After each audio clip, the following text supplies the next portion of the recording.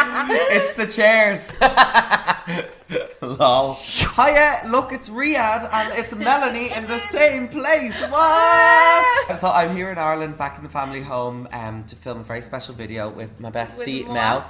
So thank you, first of all, to Skittles, who we've teamed up with for this video, for giving me a reason to come home. Tell them why Skittles have teamed up for us. So basically, the guys at Skittles, since it's the Pride season at the moment, they have donated their rainbow. They have given it away. Yes, for the Pride season, because they now have colourless Skittles that we are enjoying right now. It's like, on the taste, you don't know what flavour. You don't know. But we're also going to be going to Pride in London together. We are. It's your first Pride in London, isn't it? First in London. And like, London is just, it's going to be so exciting. We're going to be on the Skittles float. Yes. So come and say hi to us. Please do, yes. So today, it's kind of a public service video. And it might come across as like a little bit angry or whatever, but it's not. This is just informational. The things that you shouldn't say to a bi person or gay person, just in case you maybe might by accident offend them. Even our family members, and we'll find ourselves kind of like correcting them sometimes and stepping in. So we're going to help you today with this lovely list. So in a fun way, not an angry way, here are the things that you shouldn't ask a gay guy or a bi girl. Yay! Number 1. So who's the man or woman in the relationship? This one really annoys me because I'm gay. And I'm gay because I like guys. And guess what? I'm a guy too. Which means that both of us are the man in the relationship. I think what you want to ask is, who's the more masculine or feminine one in the relationship? Now, some people would have no problem with that question.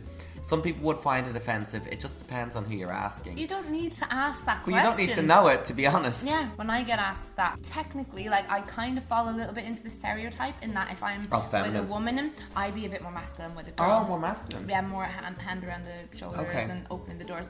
Just because I go for more feminine girls. That's only because of my type.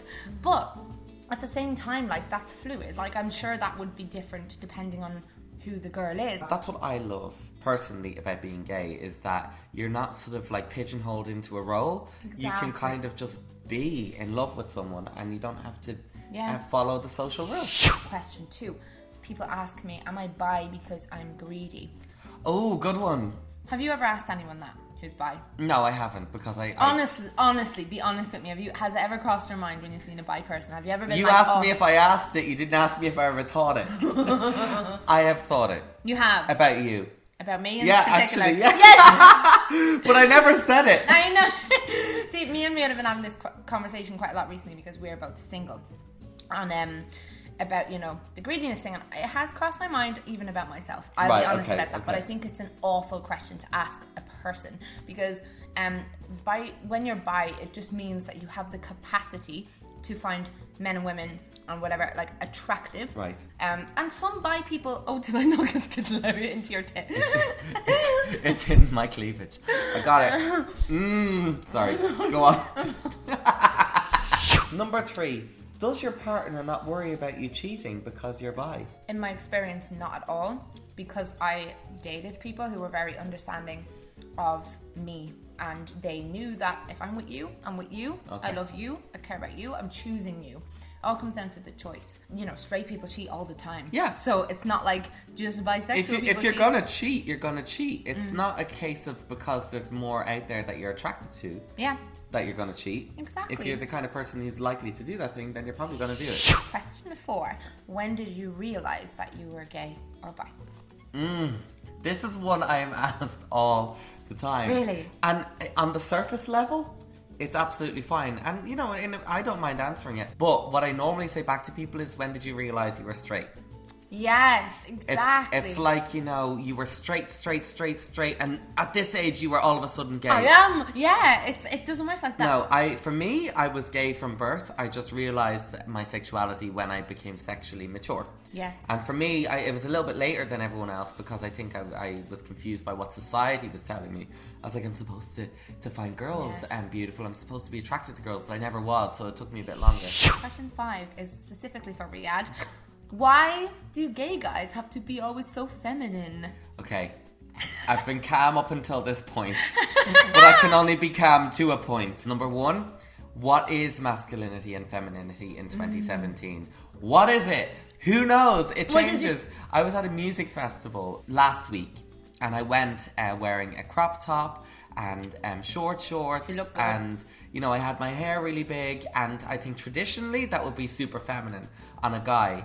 And I think bending those rules is the most fun and interesting. I think a lot of people that have come up to me have said, why do gay guys act so feminine?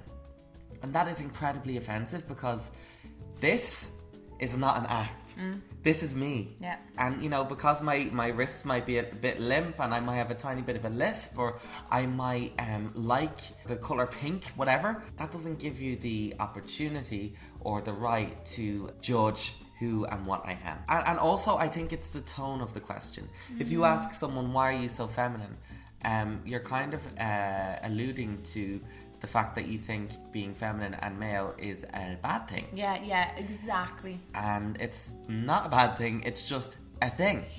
Number 6, can you please stop rubbing your sexuality in our faces? No.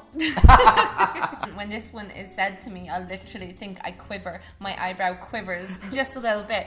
Like, how much heterosexual relationships and stuff, how much of that do we have to be force-fed our whole lives and there's never a question about it at all? I think the reason we love to talk about our sexualities and our dating lives and stuff on the internet is because we can now, and it's just because it helps. Free. It helps so many people. Like, when you do it, isn't it like cathartic? It's like you say something and it sets off this chain reaction of other people accepting things about themselves, and it's this beautiful kind of chain reaction. So no, we won't stop. Like, it's the whole point of Pride. I know. Visibility is the most important thing in the LGBTQ community. When people who might otherwise be a bit homophobic see gay people out in the street or by people expressing their love in a beautiful way, it normalizes it for them. And the more normal different sexualities and gender identities become, the less hated they are, the less weird or different or scary they are. My dad, before I came out, always thought that gay people were promiscuous and a little bit, you know, keep them at arm's length. And he wouldn't mind me saying that because he said it to me. And now that I've come out and he realises that that's not the case and that, you know, we are pretty much the same as everyone else and as boring as everyone else, he's so open, accepting and loving. So the answer to the question is no, we will not stop rubbing it in your face because you won't stop rubbing yours in our face. And you know what? We don't want you to stop rubbing yours in our face. No, we don't. We love your sexuality. We love, just love. Just, you know, get used to it. I'm not going anywhere. Question 7. Riyadh, will you be my new gay best friend? I need a gay best friend. Oh, it happened so much more when I was younger and at house parties, like school house parties, because I think in the early 2000s, mid 2000s, it was fashionable to have a gay best friend, wasn't it? Oh, it was like, I think a lot of movies had people, the gay best character. friend, the gay side friend, and it's like, oh, girls can be so themselves around him because he's not threatening. Yeah. It's all that kind of thing. And my answer to it at the time was, yeah, woo, because it was such a thrill to have a straight person love you and embrace you and think it was great. But then I thought about the meaning behind it and I was like, wow, you know, these people who are asking me to be their gay best friend are treating me like a handbag, like I'm a purchasable item. I'm an inanimate object, you know, I'm just like this. And then the answer is, I won't be your gay best friend, but if we get on very well, I'll just be your best friend or your friend. Yeah. It's not about being a product, it's about being a person who you want to be around a lot. It even bothers me when people say to me, oh, you know, your gay friend. And I'm like, well, most of my friends are gay, most of my friends are bi. Like, their name is Riyadh. I know they're talking about me. They are. I knew it. Question 8 is, oh, you're gay. Can we go shopping together? No. That's it. Question 9. Oh, I have this gay or bi friend. Can I introduce you to? Maybe you can go on a date. That's not how it works. It's not how life works. But they're bi and you're bi and you know, it's perfect.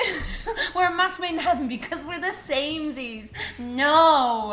It's the same as any other relationship or dating situation. Has to happen there has naturally. to be more compatibility there than the fact that you just randomly happen to have the same sexuality. You know, look into other things. What are your interests? Are you a similar age or not? It doesn't matter. And finally, number 10. But you have gay marriage now. Isn't that enough? No. There are so many things. It's everyday homophobia that's out there. It's discrimination in the workplace. It's international LGBT rights issues. The fight is ongoing for equality. I think even by the time we're not here anymore, the fight will still be continuing. So no, gay marriage is not the end of the battle, but it is definitely a big, big step, and we are delighted that we have it both in the UK and Ireland. Thank you so much for watching this video. I hope it was enlightening, and I hope we didn't offend anyone. I hope you realise that, you know, this is just a bunch of stuff that we're asked day in, day out, and they are some of the better ways to ask those questions, or things that you just shouldn't ask at all. And also, I'm apologising now for the chewing sounds throughout the video. But Skittles, come on. Yeah. We all know. Skittles, thank you for sponsoring this video. Thank you so much. Thank you for donating your rainbow to Pride. We cannot wait to be part of Pride internationally, specifically London Pride. So come and find us at the Skittles float at Pride in London. We'll have banter, we'll do selfies, we'll enjoy the sun, hopefully. Big love, thank you so much for watching, and make sure you go check out Melanie's video. We just filmed, it's over on her channel right now. The truth about coming out. What happens after you come out? Ooh. Chat to you later, bye. Bye.